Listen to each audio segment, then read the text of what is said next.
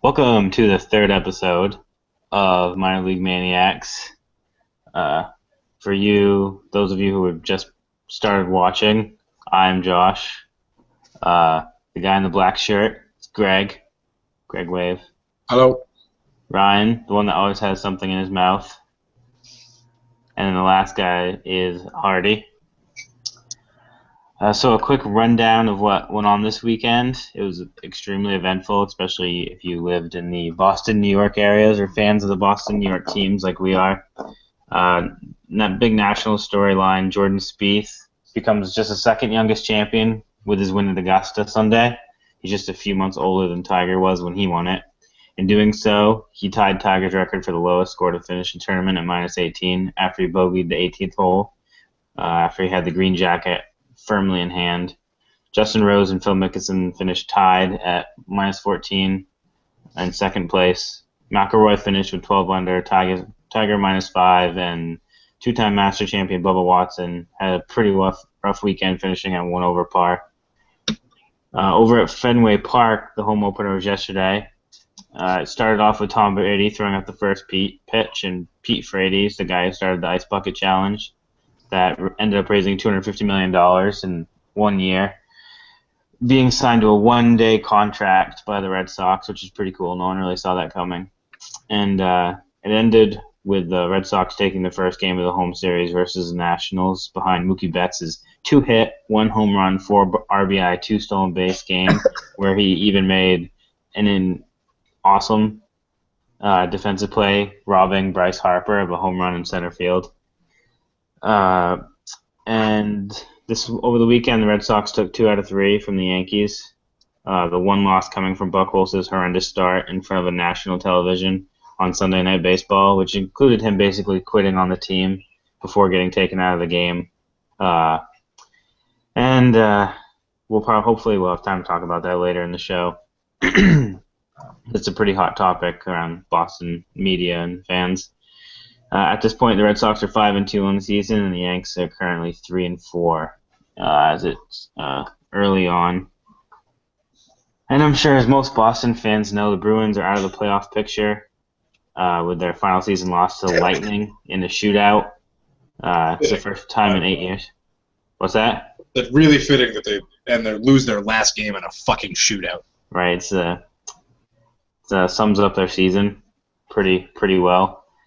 It's the first time in 8 years that they've not made the playoffs, and now Chiarelli and Julian are on the hot seat, as well as most of the players, especially with the salary cap the way it is, and the Bruins players having several players on unrestricted free agency.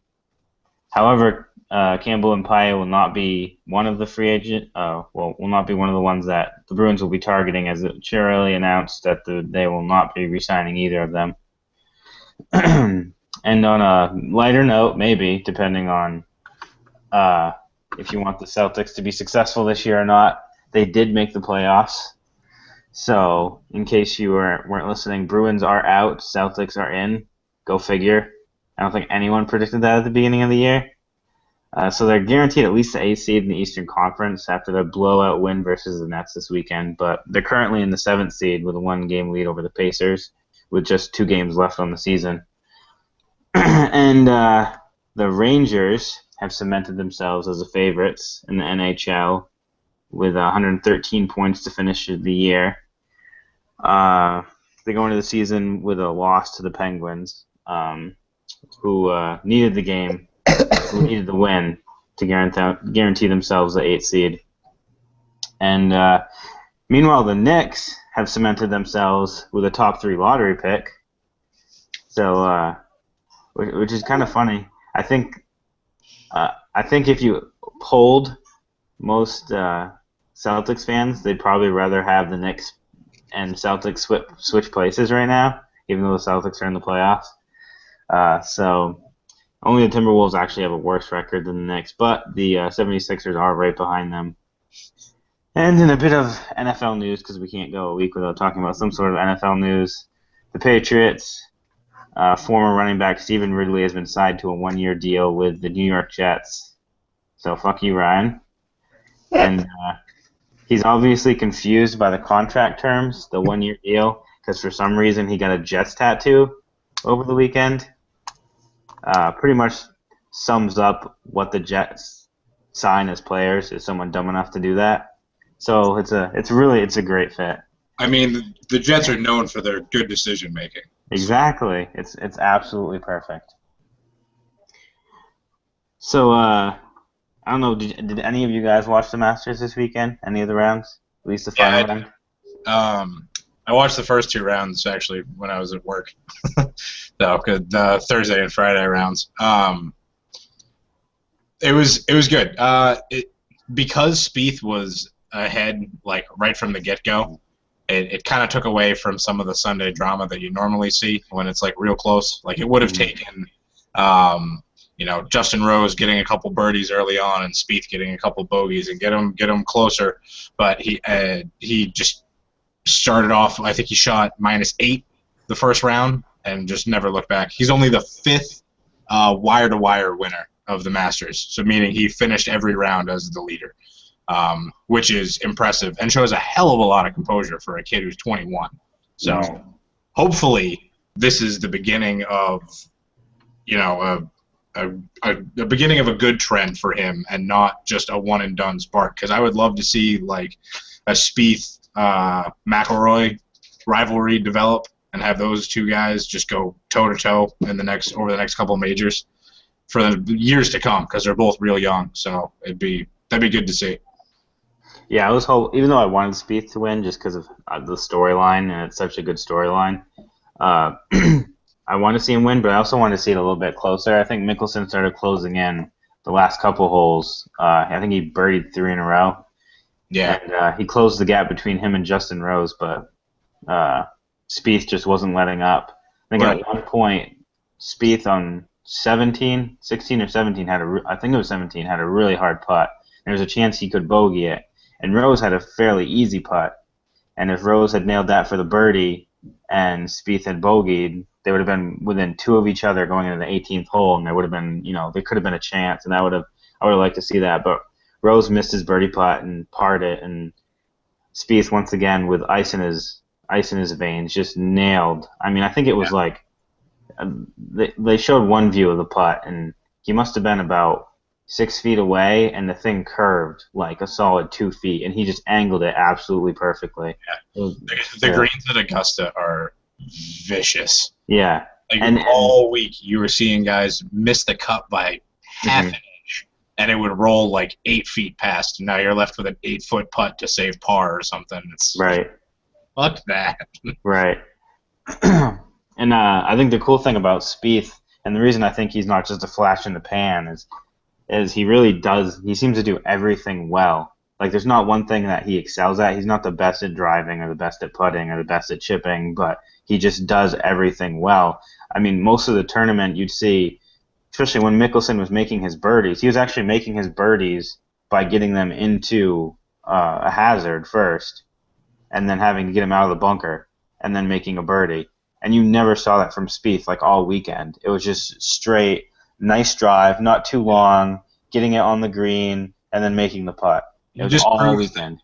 golf is all about consistency. Yeah. I mean, I'm not sure what exactly but he made probably single-digit bogeys for the whole friggin' weekend, and probably only like 2 or 3, which is incredible. You see the other guys who were right up there, like Rose. Yeah, he had 5 or 6 birdies for the round, but he also had 2 or 3 bogeys, so he's only finishing minus. If you can just keep yourself from making those errors, then the good shots will come, and you'll shoot low. Mhm. If you're hitting every fairway, if you're hitting every green in regulation and giving yourself a chance to make birdie on every hole, then some of them are going to go in. Yeah. As opposed to Tiger, who just kept putting himself in the woods over and over again. I think at one point on Sunday, he put himself in the wrong fairway, and then he Yeah. knocked one into the crowd. Yeah, it was ridiculous. Yeah. Well, I thought he hit that stump or the root at one point. Oh yeah, and he claimed his wrist dislocated. Yeah, Yeah. he said one of his fingers.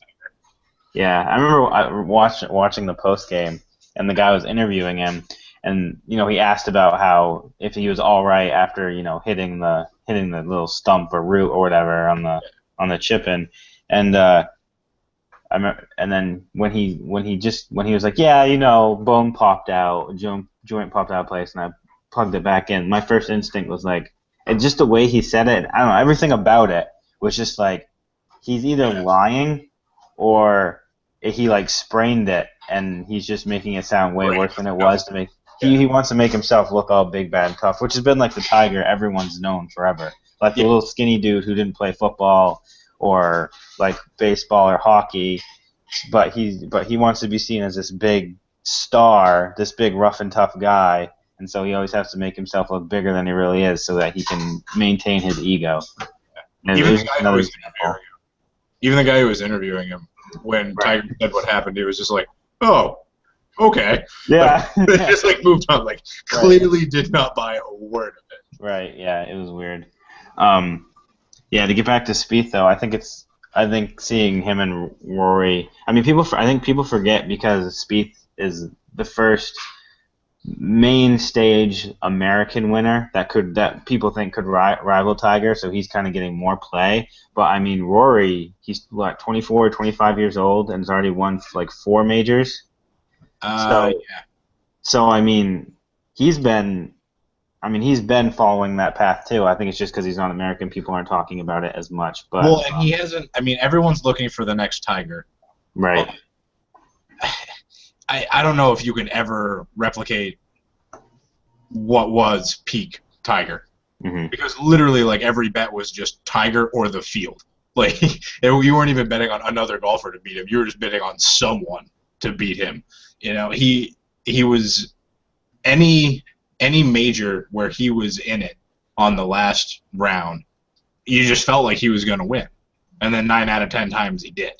Whereas people have been waiting to see if Rory would kind of hit that stride. And even though he's played really well, and he has won, I think it's 4 majors, he just hasn't been like the dominant force that Tiger was. But I think that's just because the field is more level now. You have a lot of young guys. You've got Ricky Fowler and Bubba Watson and Justin Rose and Jason Day. Right, and Spieth now. That's the field is. Tiger kind of. It's not just Tiger and Mickelson. That raised all boats. You know what I mean? Like, right. It brought a lot of these guys into the spotlight. So. Yeah, it's definitely exciting, especially after those few years when Tiger hit that fire hydrant and got beat up with a golf club. After that, golf just didn't really feel the same. So it's good to get all these young guys coming up, and so now you have all these guys, and the questions are there, like who can make that next step and become the greatest of his era, and can anyone rival Tiger? And it's just not one person doing it; it's a bunch of guys. And now, especially with Spieth winning his Masters at such a young age, especially after he finished second last year at Augusta. So it's definitely something that I think a lot of people. I think it's golf loves it, and the PGA loves it, and it's definitely going to hopefully bring golf back to the main stage where it kind of shrunk after Tiger stopped playing as well. So let's get to some local talk. With the NHL playoffs starting, we have basically the two ends of the spectrum with us. We have President's Cup, Rangers fans, and President's Trophy. Sorry, whatever. President's Trophy. My bad. Well, everything's a cup, I feel like, in hockey. Nope. No. It's the cup. Everything else is a trophy. Oh, okay. Oh, well, whatever. And then Bruins it's fans. all about the cup. What? I said it's all about the one cup, but... And then Bruins fans who won the President's Trophy last year and are now out of the playoffs. And could lose many players and a coach and a GM. I think firing Julian would be a mistake. I think if anyone should go, it should be Chiarelli, because Julian was just playing the hand he was dealt. I don't necessarily blame. I mean, yeah, he made some questionable decisions with the lineup, but the whole Bruins hockey and trying to get production out of third line guys like Paille and Campbell, he has to give those guys more time, and that's a top-down decision. I don't necessarily blame him for it. But I think they're just in cap hell right now, so I'm not upset at all to see Campbell and Paille going. Not that I dislike those guys, but they're not worth what they're paying them, and it's time to start building around Bergeron as your future captain, because Chara's only got a year or two left. Build around him, Rask, and start getting those young guys, Pasternak, Spooner, Cunningham, your young D-core, Krug, Hamilton, Bartkowski. Those need to be your young core that you start building another contender around. That's my 2 cents on it. Yeah, I think Chiarelli is. I mean, he's definitely he's cornered the team basically into this spot, and maybe the it has. Thing, actually, real quick, let me get it. Yeah. A lot of the contracts because the NHL was like fresh off the lockout, and a lot of the contracts that were really hurting the Bruins were ones that were signed before that lockout, which were all kind of meant to cheat the salary cap, basically. But the lockout closed that loophole and put in a bunch of penalties on those kind of contracts. So you saw a lot of teams using their like compliance buyouts to get rid of some of those contracts. I don't think the Bruins did, but because none of them were super bad, but there were a bunch of like borderline questionable ones, and that's why you saw them having to move on from guys like Boychuk. Because then he signed like a 7-year deal with the Islanders. The Bruins weren't going to be able to give him that, so they might as well have gotten something in return for him. So, but yeah, sorry, go ahead. Yeah, well, I think he kind of pushed himself in a corner by actually trading Boychuk, because even though you want to get something for him, what kind of message does that send to your team? I mean, it's like the Red Sox weren't going to trade Ellsbury his last year because they were going for the World Series championship. So they know that they're not going to get anything for him at the end of the year, that he's going to leave and go somewhere else. But you don't trade him because that's a valuable piece of your run. I mean, you barely missed out on the playoffs. Who's to say that Boychuk wouldn't have, especially with all the injuries on defense this year, that wouldn't have made a difference? You can't predict those injuries. How is this any different from Belichick trading Mankins? Oh, I think it's completely different. How?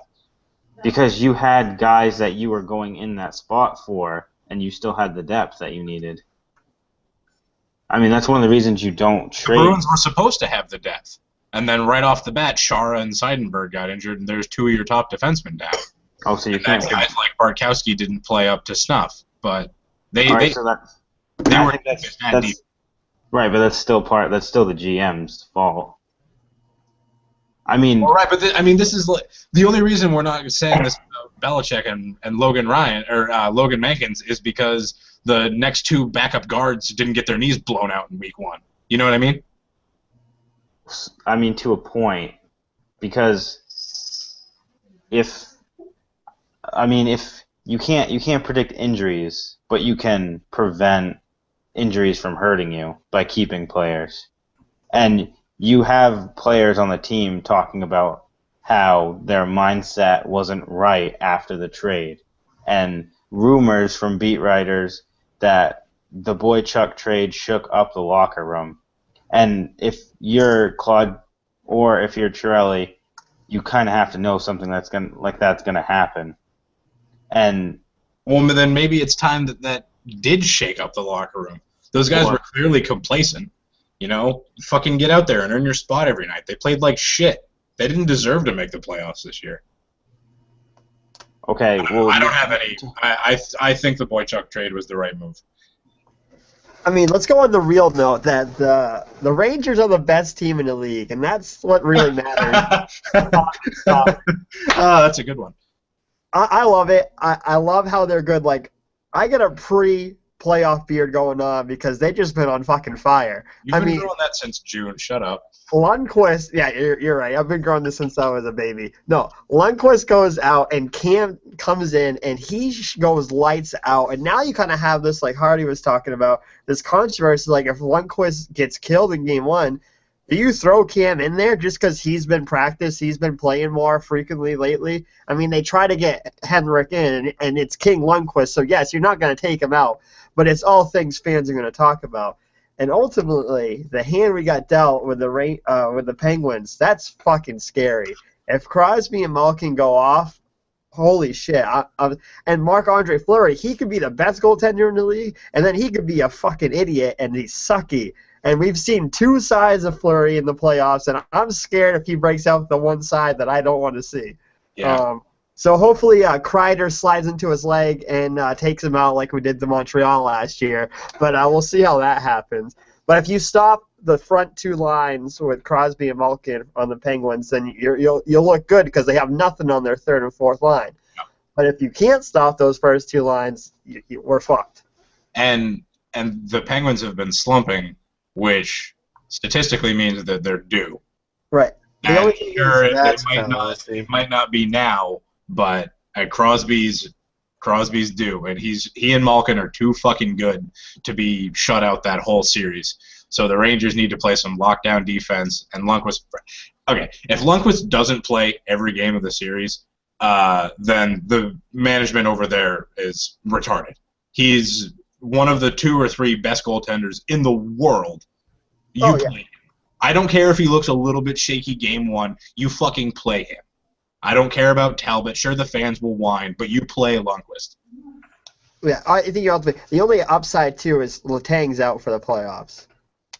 Yeah, that's a big loss for Pittsburgh. So, yeah, and that's basically their whole defense. Yeah. Hardy, did you want to jump in on this?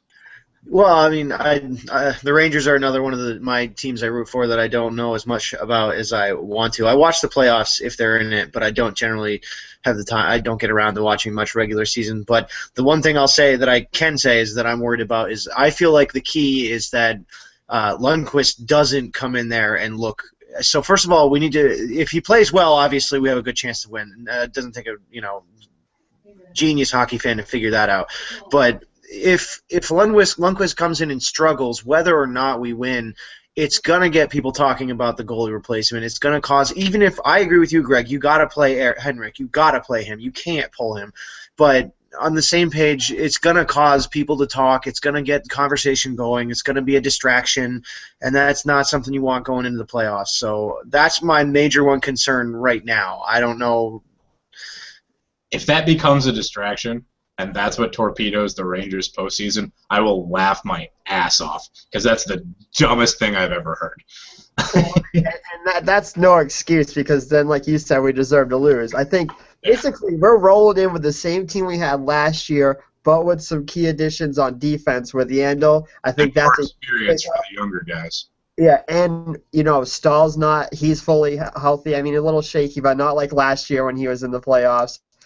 So our defense is more sound, which is a good thing. And then this year, I mean, you need Rick Nash to take the stick out his asshole in the playoffs and put it in the fucking goal because he'll be a stud in the regular season and miss every fucking shot he takes in the playoffs. Yeah. Yeah. The Rangers, I think they have probably the easiest path to the finals because the East is a lot weaker than the West. Really? You think? Are you kidding? Montreal? The Central Division had like 3 of the best teams in the NHL alone.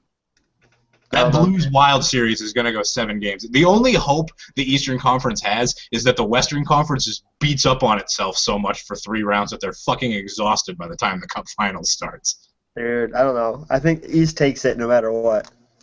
Okay. I disagree with that. Also, if Montreal goes further than like 2 rounds, I'm just gonna puke all over myself. I don't want to fucking see it, but they're good. Price is due to come back down to earth. Price needs to get fucking hit again. Yeah, seriously. Tony's I, bounce his I head off laughed the so bench hard. like Dara did to Pacioretty. Dude, and if we play them, I don't even care if this guy got kicked out of the league. I'd send the worst player right at his legs in the first minute just to get a laugh, dude. That's awful. No, it's not. I think the Blackhawks are going to make a run. They're just too good of a team. Their shooting percentage has been really low. That can't continue. Is Kane coming in? He should be back. Even without him, they're still. No, I know, but with him, Jesus. With him, they're unreal. Yeah, I'm a little bit surprised the Kings didn't make it. Yeah, that's another story. The Kings, the defending champions, are I think the first team since like 07, 08 to win the Stanley Cup the year before and then miss the playoffs. Yeah, fuck the Kings. All right, next topic. Moving on. I don't think we have any other NHL topics specifically. Let's talk about the college national championship. All right. Did you guys watch the Frozen Four? I was going to, but I was busy. Obviously, I should have as a BU alumni. Worst alumni ever. Right. But hey, it's like I always say, man. UMaine was is the main alumni thing here.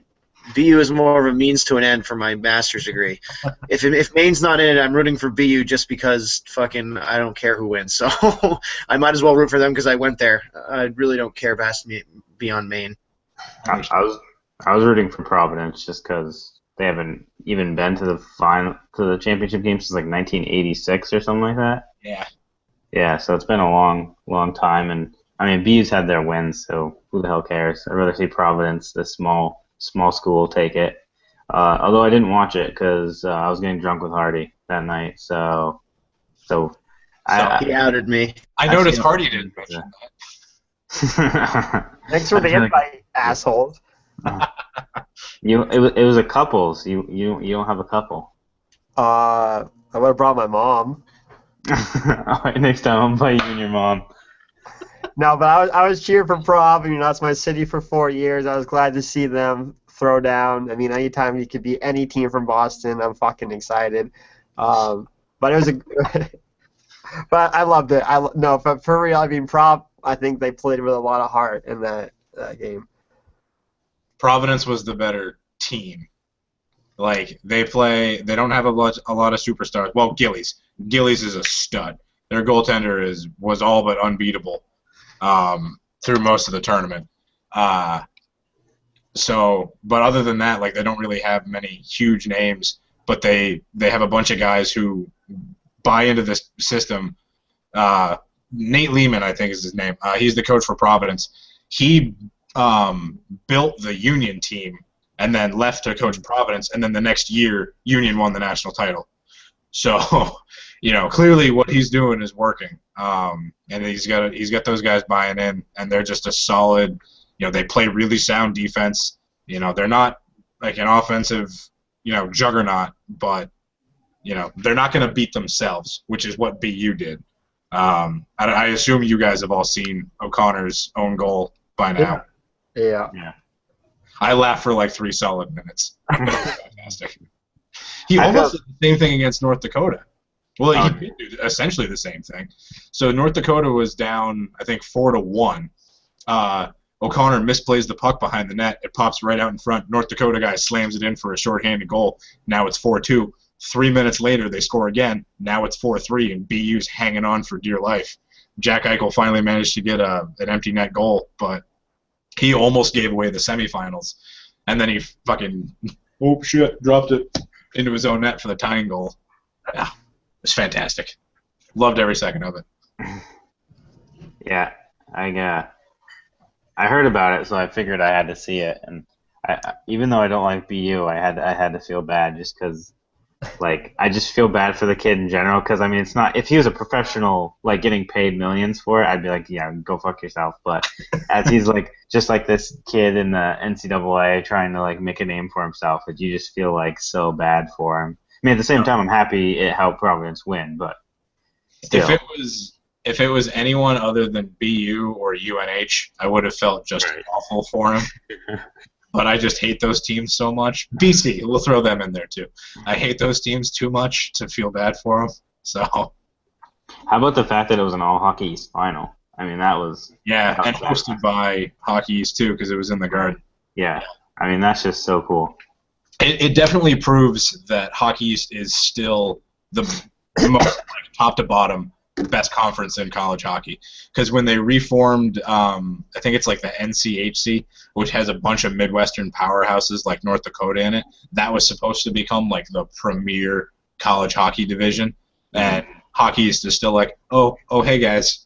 Yeah, right. How many did you guys put in the final? Yeah, that's right. We get 2.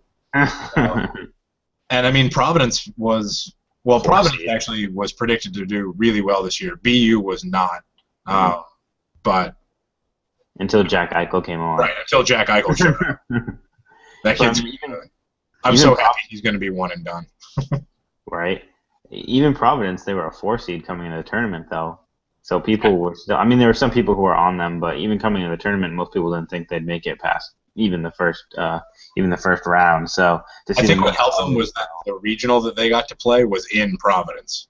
Oh. They got assigned to the Providence regional, so that probably helped a little bit. But I mean, they smoked people. I think they beat Denver like 4-1 or something like that. Who was the number 1 seed in their regional? So yeah, they're a damn good program. If Gillies leaves, which I think he's a senior, he might be a junior, but if Gillies is gone, they're gonna struggle to replace that next year, and they'll probably fall off a little bit. But right.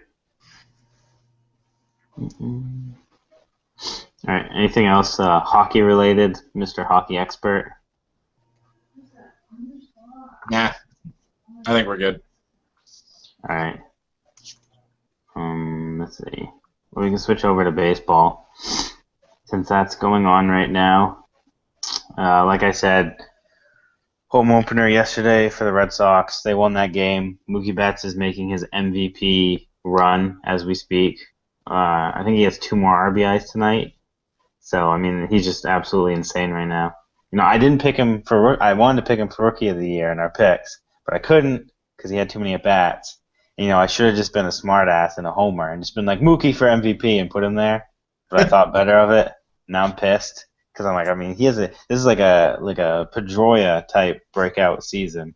So, yeah. But, we did our overreactions last week, Josh. That's very funny. That was only after 1 game, though. Now I can overreact over 7 or 8. So, larger, 8 times the sample size, bitch. What was I going to say? Something we can all talk about is the Red Sox-Yankees series.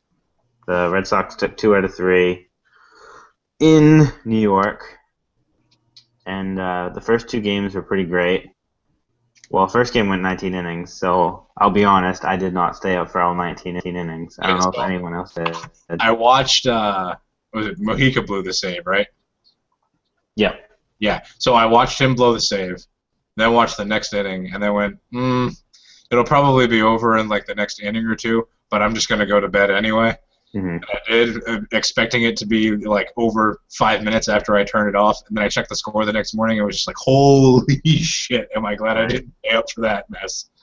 Yeah, when the I think it was the 12th or 13th inning that the lights went out like behind home plate in the stadium. Oh, yeah, I heard about that. And, yeah, they were like, it's gonna be about 15 more minutes, and I was like looking at my clock, and I was just like, it's pretty late. You know what? I'm just going to go to bed now. Screw this game. And then I woke up the next day, and I think I turned on the radio, and it said 19 innings. I was like, oh, man, I'm so glad I went to bed. It was like 3 o'clock in the morning or whatever when it got over. I think the more impressive part, which is what I love about this team, is the fact that most of the players didn't get to bed till 3:30, and yet they had to be at the ballpark for a 1 o'clock game the next day. So most of them only got 5-6 hours of sleep after playing of 2 full games. Yeah. You know, a 19-inning game is 2 full games, and both teams had to be out there the next day. And I think what really helped the Red Sox is, you know, everyone's freaking out that we have all these position players like Holt or Nava or Craig that could be starting on other teams, but they're our backup on our team. And people are freaking out that it's going to like ruin the chemistry or whatever because no one's going to want to be the backup. But that's like what saved us the next day. Without Brock Holt, I mean, that offense was running because of him. That and the stepping up. Yankees are so fucking old. Can you imagine, like, can you imagine those guys getting out of bed Saturday morning? I just, like, fucking, I don't even know. Yeah, that's a good point, too. Bengay. Although the oldest one, A-Rod, is the only one doing anything on offense, so... Well, that's because he didn't go to bed. Instead of doing, a PED, he took some cocaine and he just fucking stayed up all night and he was ready to go. Yeah, I He think didn't even sleep. I think he put on I think it was like Bengay mixed with a little bit of other type of cream that he was putting on. Yeah. It probably wasn't his joints. It's probably like some his biceps instead.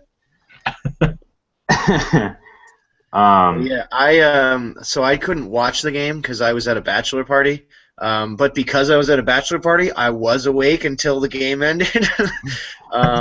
So that was pretty interesting. I was actually at one point, so I'm pretty sure, so when you're talking about blowing the save, it was, because I remember, this is a little hazy for me, you guys took the lead in like the 12th or something, I want to say, and then Teixeira hit the home run to tie it, and it kept going. I think it was like the 15th. Okay, something like that. Okay, that's what I thought. And then, so I remember at that point when that happened, even though I wasn't like, I was still up and I was still whatever, I even was like, okay, just end the fucking game. I'm okay with this. I don't want this to happen. I don't want to lose the first game against the Red Sox, but Jesus Christ, guys. Seriously. Yeah, it happened twice. I'm pretty sure it was like the 15th inning and then the 18th inning and then the 19th inning. Finally, the Yankees didn't score. Yeah. So, yeah. It's also fitting that after an off season where the MLB is stressing pace of play, the first Red Sox-Yankee game of the year goes 19 fucking innings, 7 hours. They're like, fuck you, MLB. We do what we want. Actually, one of my favorite parts of the night, and this doesn't really have to do with opinions or anything, but so while this whole thing was going on, I was talking with one of the guys there about Teixeira, and I was saying about how, especially compared to some of the guys we have on our team, I'm actually really glad we still do have Teixeira, even if we may be overpaying for him a little bit. But as that happened, that was right when he hit the home run to tie it up again and keep the game going. So it's like, It proved your point. I don't know. I mean, I watched the whole thing, and as a fan of baseball, I thought it was amazing. But after the 15th inning, when they kept putting Rogers in for the Yankees, I knew we were basically saying we don't care about this game. Because Rogers is the type of guy that if he's in there more than 2 innings, you lost the game. So they're trying to throw in the towel without putting, like, Brett Gardner on the mound. And finally, it just happened, like they lost. So I was like, okay, this kind of sucks because you want to take that game. But at the same time, I just thought it was a great game between both teams. And then ultimately the next day, the Sox are able to bounce back because they are younger. They do have a lot more depth, which is definitely the Yankees don't have on their bench. And then, Sunday, I mean, as you guys saw, it was a blowout. So you saw all spectrums, I think. Yeah, oh, shit, now I forgot what I was going to say. What was your first point? Damn it. What's his name going in and then throwing in the Oh, towel? yeah, that's right. Yeah. Well, I was worried when I was surprised the next day when they were talking about it because I think Stephen Wright pitched like 5 innings for the Red Sox in the extra innings, and he's just a knuckleballer. So I was like petrified that he was going to be our long reliever, just throwing knuckleball after knuckleball and just praying to God. Maybe they were too tired, so like their bats were slow anyway, so they couldn't even. They're just like, oh, ground ball, or whatever. But Probably. It was bad. That was.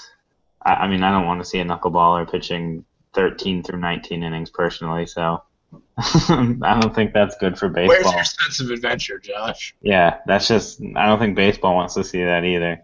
I'm surprised they made it illegal. One thing that pissed me off is that, like, I was like, oh, Jeter's gone. He probably was more of a hindrance last year. Didi gets up like 6 times to like win the game or put it away. Something that Jeter was still able to do in his later years was be clutch, and he couldn't fucking get a hit to save his life. So fuck you, Didi. Yeah. Plus, I think he's made a couple errors already, right? And that was his whole thing. Was that? Oh my God, his base running is horrible. I know. I didn't even play baseball in high school. I know how to run bases better than him. Yeah, well, he's still young at least. I mean, I remember when he was like at least like a top 50 prospect. I'm pretty sure. Oh yeah, he's so young and he's so cheap. You know what I mean? You can't complain. Sure you can. I mean, he's your ninth hitter, so Yeah. you can't expect too much from him. But yeah, so Sunday's game, Red Sox going for a sweep, and they have their quote ace on the mound, which any ace would have finished that sweep. Any ace, a legitimate ace, would have finished that sweep. Any of the other pitchers the Red Sox have could have finished that sweep. But of course, Buchholz goes out there and decides that he's going to forget how to pitch again, which he does every other start. So after getting everyone's hopes up that first start, that this is going to be the year he changes everything around, and now it's just fool's gold again. And the worst part is, it's fine. He gave up 7 runs. And I think he was obviously pissed that Farrell left him in, which he shouldn't be, because the Red Sox had just used their entire bullpen 2 nights before. So you got to rest your bullpen somewhat. You can't just freaking, okay, we're taking you out of the first inning and we're going into long relief for this entire game again. Especially with the lineup they have. I think it was the 3rd inning. The Red Sox come back and end up scoring 3 runs and make it 7-3. Yeah. So now you're only down 4 runs with this lineup. All Clay has to do is go out and pitch 3 more innings, send it to the bullpen, and let the offense try to make a comeback.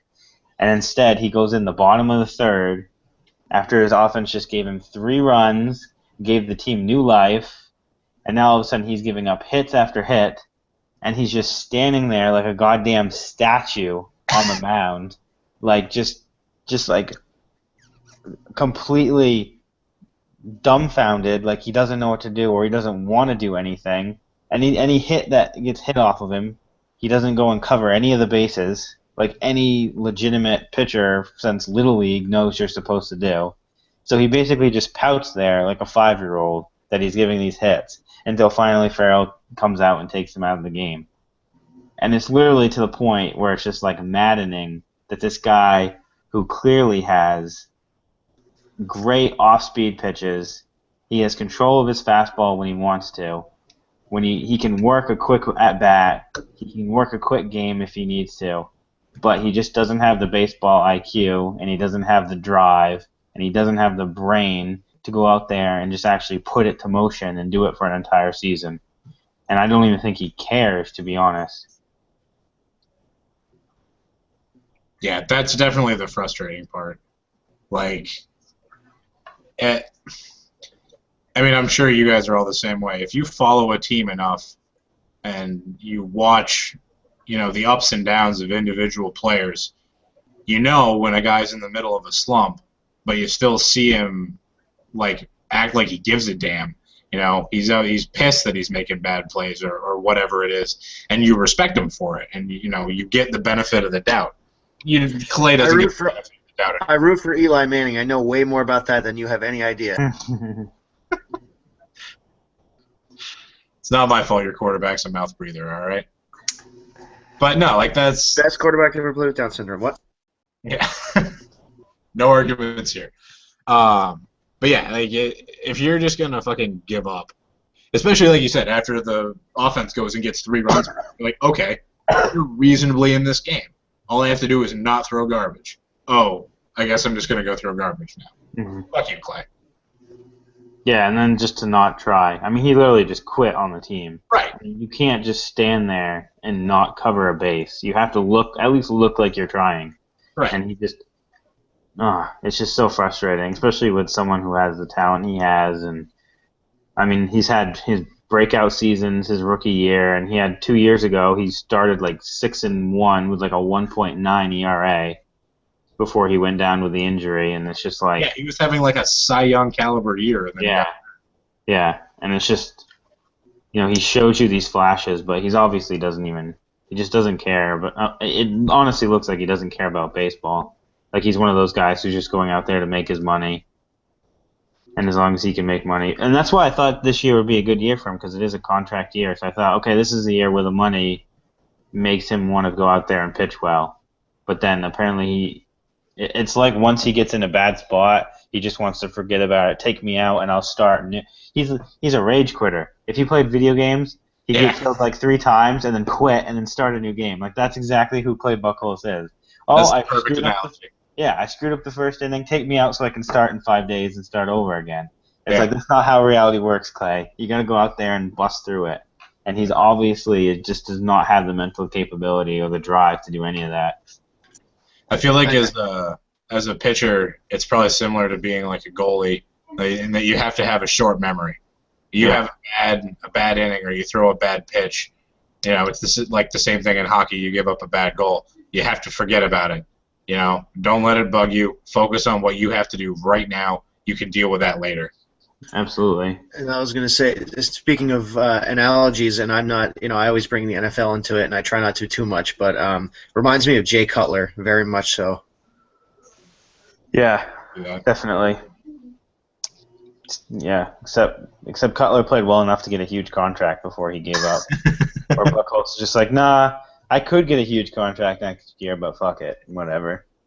I don't know, man. It's still too early, and the wonderful thing about a pitcher and baseball is that Game 1, all hail Clay. Game 2, he's a fucking douche. He's done. Game 3, he comes back, he throws a no-hitter, back on the top. Game 4, he fucking loses by a run. And it's just baseball, and when you're in high-market teams that love their teams, New York, Boston, that's how it's going to be. Bruins are winning, they love that coach. Bruins lose this season, fire the coach, fire the GM, Tom Coughlin, fire Tom Coughlin, wins the Super Bowl. Fuck yeah, Tom Coughlin. They lose. Fire Tom Coughlin. That's sports. And you can. I think the only problem with that is even after Buchholz's start, people weren't like thinking he was the savior again. They were just optimistic about him having a good year. This is too many years in a row where he's done this. It's not new. And then you have Schilling coming out and saying that while he was on the Red Sox rotation, Buchholz did the exact same thing, and then now you're seeing it happen. Schilling's also a certified psychopath, so I take anything he says with a grain of salt. Well, he still knows his baseball. I mean, he knows his baseball. He knows his pitching, and I mean, he's an analyst now, and honestly, he was Ray Lewis. Well, right, but honestly, if you listen to his Sunday Night Baseball, he was the only one that was willing, even though he retracted his statement, which is stupid and like so unshilling, like I'm sure he was like pressured or something by people. Yeah, but no way he would have backed down on his own. Yeah, definitely. But I don't know, he was definitely the best one, because I feel like other guys go out there and they try to, everyone's good and everyone's great, and I hate announcers that do that. Like, tell us what sucks about a player too. That'd be great. And Schilling does that, which I love because he's not afraid. Even though he did retract on the Buchholz comments, even though he retracted after he gave up 7 runs in 1 inning, it's like that would be the perfect time to just be like flip off the camera when you come back from break and be like, "I told you, bitches. You all called me crazy. Look what's happening." But yeah, so I just think that's the problem that's happened with Buchholz for too long, and people. I mean, you give him so many chances. And I don't think there's even another analogy out there that really works for Buchholz, even with the Red Sox. I mean, people didn't like J.D. Drew, but that had a lot more to do about injuries than, like, people didn't think he was giving up on the field. He was just injured a lot, where people honestly believe, and I think Buchholz even shows it, that he gives up.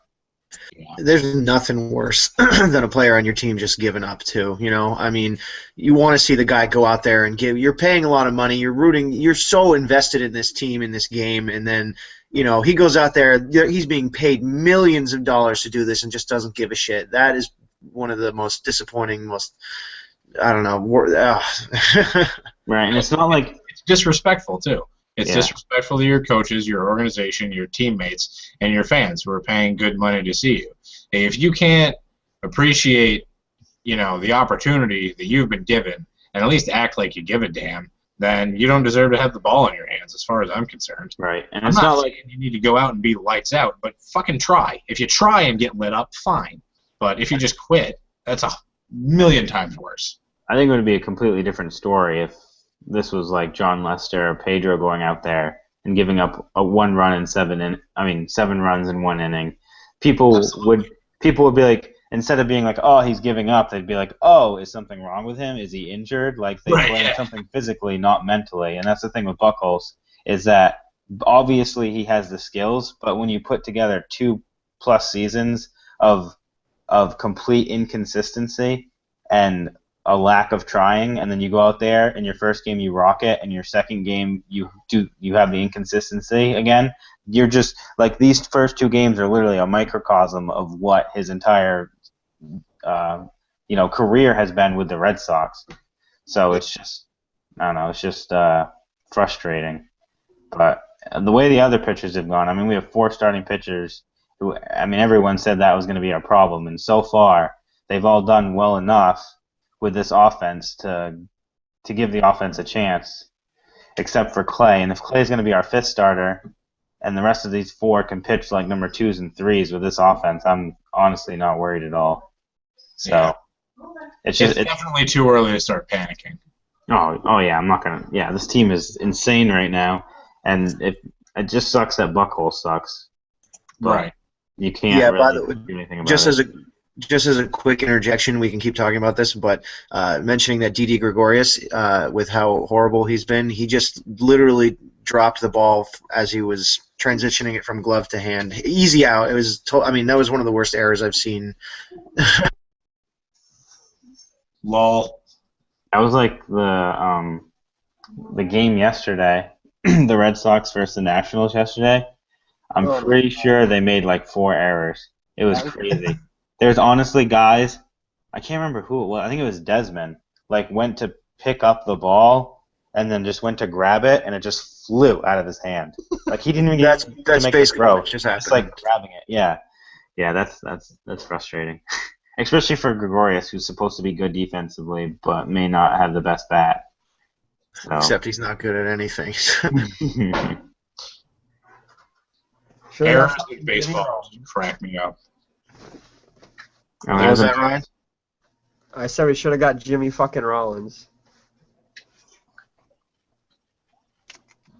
I would agree with that. Yeah, he was probably a little bit more expensive than the. Yeah, but we're the Yankees. Yeah, but that's a good point.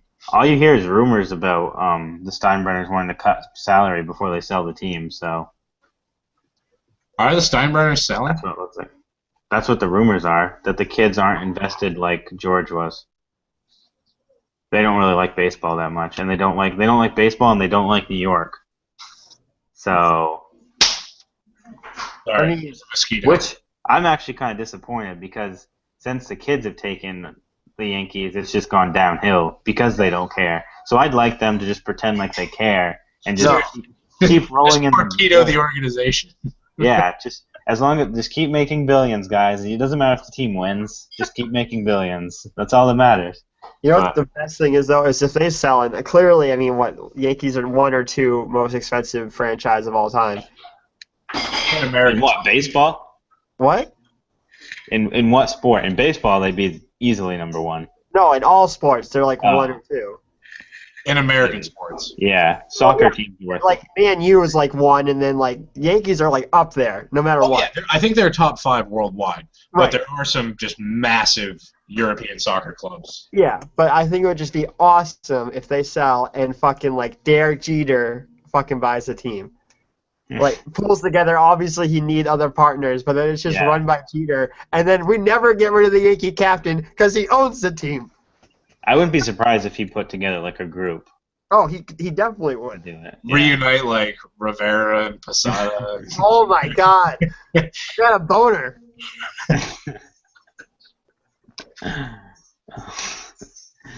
And then it turns out they know nothing about running a team, and they torpedo it.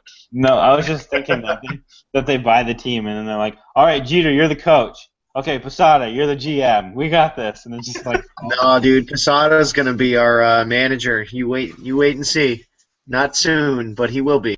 Or they all do like a Major League 4, and they're all just like, all right, we're all playing again. We're all coming out of retirement. Let's fucking do this.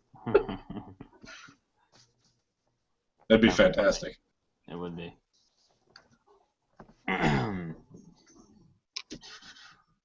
Yeah, so as I was talking about how good the Red Sox pitching is, they're down 7-5 now. I'm pretty sure Masterson just gave up a shitload of runs in the 5th inning. Yeah, that's what happened. So there's another collapsed pitcher, so that's good. Those are the two I was most worried about, was Buchholz and Masterson. So now it's all on Porcello and Miley for the rest of the year. Napoli just flat out to right. Let's see. There was something You're else. only worried about 2 of your pitchers. No. Well, worried might be strong, but concerned about all of them, really. Yeah, I'm not concerned about Porcello because I think he's a 4 ERA guy, which is all you need. I think Miley's 4 ERA. He's at least a known factor. Yeah, I think Miley's 4 ERA guy, and I think Kelly, Buchholz, and Masterson are what scare me the most, and then the bullpen scares me some, just because we don't have depth in the bullpen. You only have a couple guys you can trust. Right. Trying to think here about. Pretty sure we had another baseball topic, but now it's gone. Oh, I remember now what I was going to bring up. So everyone heard about the Lester thing. Oh, about him not throwing pickoffs? Yeah, he hasn't thrown a ball to first base since April 30th. April 30th of 2013 was the last time he threw a pickoff to first base. Yeah. And then yesterday, because everyone makes a big deal about it, yesterday he makes a pickoff attempt and air mails it past past the umpire. Air mails it, right? Yeah. And the runner ended up going to third and getting thrown out, so it bailed him out. But that's obviously he has the yips. Oh, yeah. Which, as much as I like Lester, inside I'm like, ha ha ha. Yeah, fuck you, Cubs. Did you read the Grantland article about it? No, I didn't. It's actually really good. It shows the whole sequence of the last time he threw a pick. I think it was against the Blue Jays up in Toronto. And he threw over a couple times, and then he just the first pitch he actually throws toward the plate just gets rocked, and he's long gone. And that was the last pickoff attempt he threw until yesterday. Weird. And now, if he fucking airmailed his most recent one, he's not gonna throw another one until he fucking retires, unless they try and make him. Well, I mean, the thing is, now he's gonna have to though. Now he's gonna have to. But even if he does, base runners can take a lead. they're going to anyway because he just airmailed it. So now you're going to have guys. I mean, normally you take a 3-step. Normally you're going to take a 3-step lead, 3.5 once he goes into the pitch, right?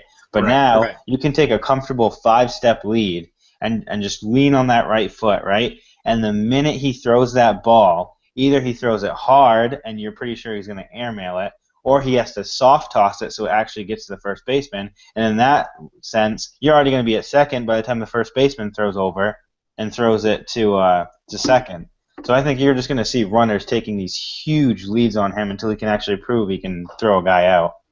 Right, that's what I mean. I think that's very not good news that it's so publicized too. Everyone knows about it now. So yeah, I don't understand how it went so long in Boston without anyone figuring it out.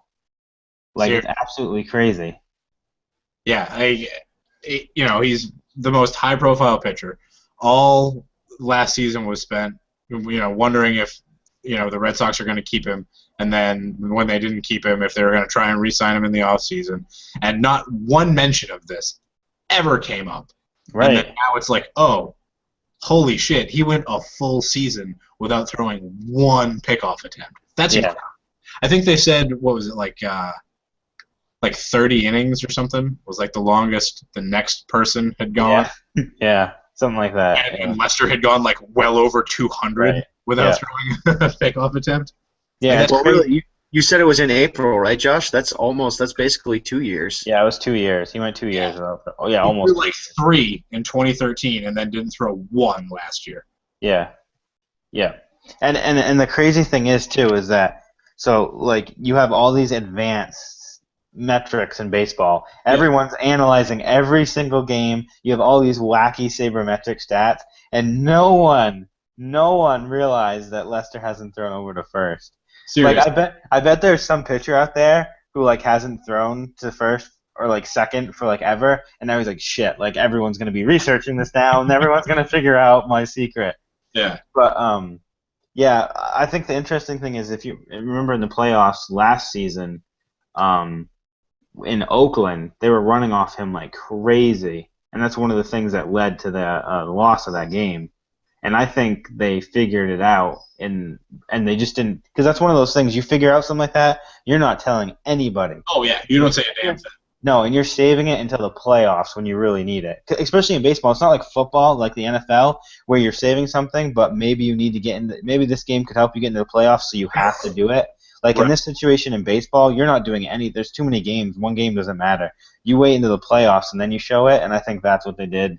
And you could tell that it flustered Lester in the playoffs, and now it's hurting him again.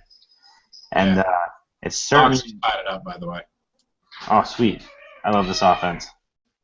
But yeah, so it should be it'll be interesting to see how this progresses from now on.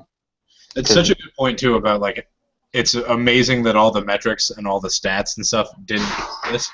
When you think of all like the ridiculous shit that they pull out on like a standard Red Sox broadcast, it's like, oh, this guy hits 237 against left-handed batters on Tuesdays in July, and yet you don't know that Lester hasn't thrown a pickoff attempt in a year and a half.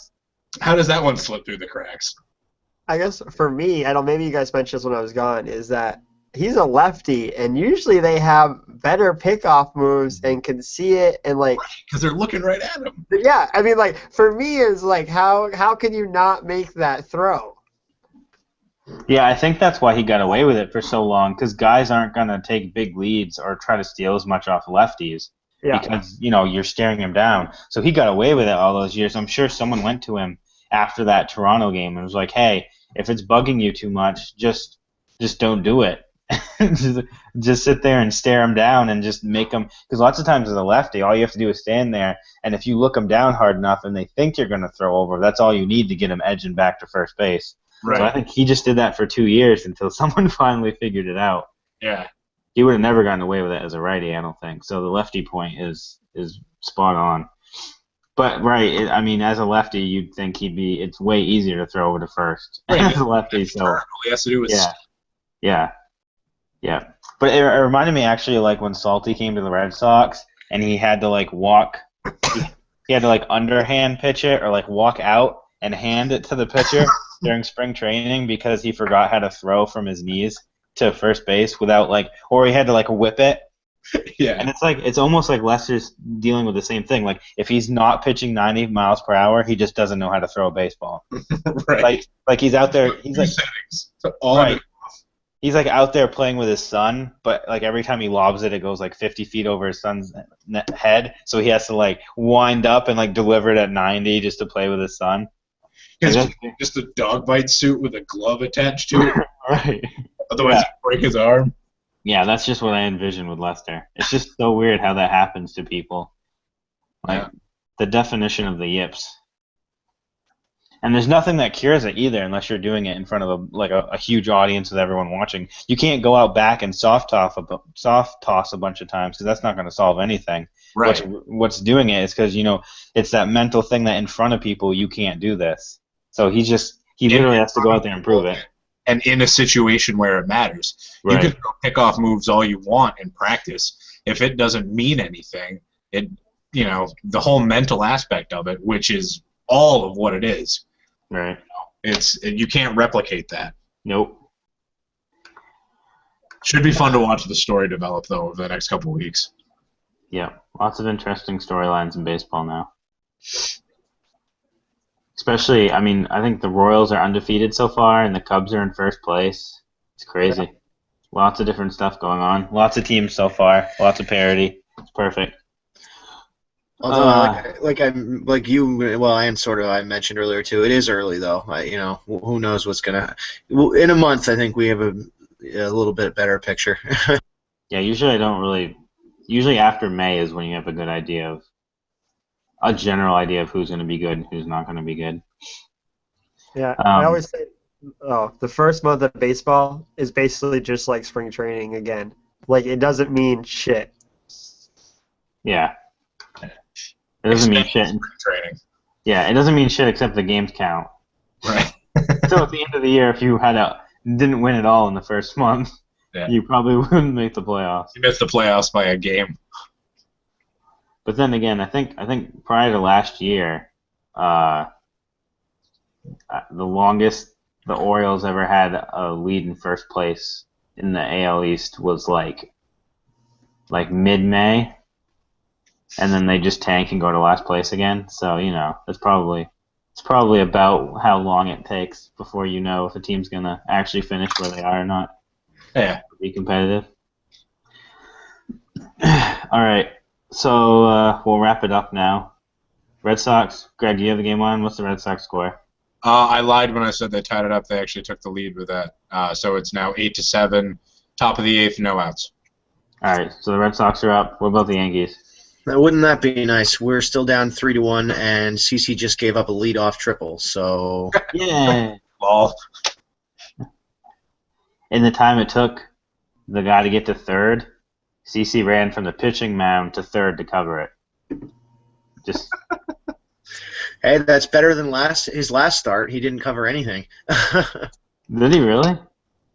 There was one of the errors in his last start that cost us a bunch of runs.